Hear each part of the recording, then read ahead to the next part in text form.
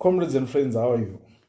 Hope this message finds all of you well. I've got people who have been asking me kuti takaona vice president napresident vari vese nezuro vachisekera vachiita majokes.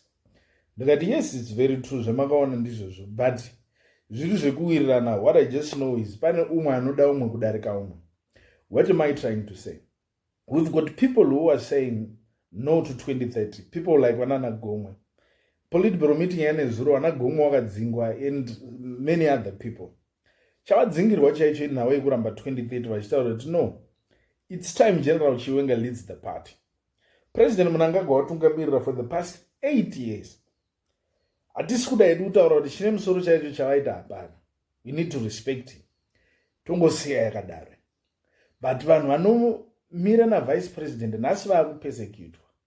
And those are the very same people vakamira futi na president Mnangagwa 2017 vachipersecutwa during time yaMugabe nemashandiro aita Gomwe aya. And this is how you decide to reward him after having stood by you like this.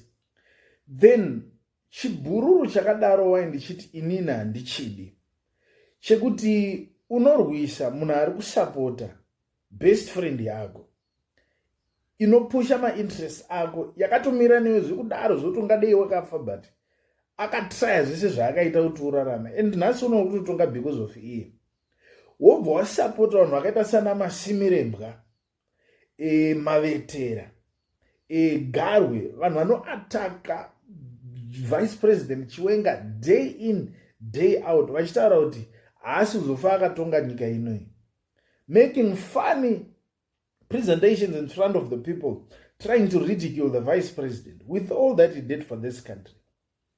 Then imi vanhu ivava munovasiya vakadaro. Then you've got the audacity to read about discipline. Munhu akamira nemi who put his life on the line for you akagara pasaida. Mubva mataura kuti toda discipline, vanhu vasina discipline towadzinga. Kwawadzinga vanhu vakaita sana Gomwe yaya. Muchisiya vanhu vakaita sana Garu vari kutuka munhu akaseva life yenyu. Ndo chibhururo chacho. Sure party inenge ichendepi muchipembedza vanhu vakaita sana Mabwe uchinomona vachitaura mathreats ekupa muenzaniso yekuti nyika yakwakati kwakafa president, kunana Iran kwakaurayiwa president angona ndege yadonha, kunana Malawi vice president akangona futi ndege. Ndizvo here vakomana? Tine kwatinenge tichienda here sho vanhu vachitaura vachipa mathreats akadai so to your best friend, a person who's supposed to lead after you. So basically what it shows is chinhu chakatogadzirwa unzi General Chiwenga must not lead this country. And vanana Mabwe uchinomona munhu asingagoni kuverenga, asingazivi kuti 210 times 2 it's 420. Ndiye munhu anenge achilidha vakadzi otaura kuti takapa 2 machine yekusona paconstituency. 2 constituency inenge ine vanhu 45,000.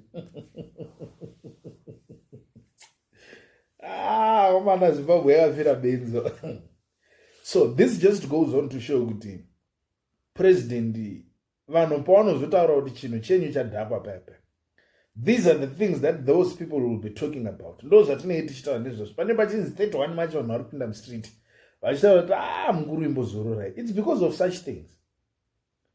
And you see, so party yedu kwairi kuenda tikasiya zvinhu zvakadai so zvichiramba zvichiita, then wonzwa kuti kunorongwa unzi kuma-Uhuru celebrations ari kuitirwa Gokwe, people are supposed, it's expected that about 60,000 people plus ndo vachange vari ikoko.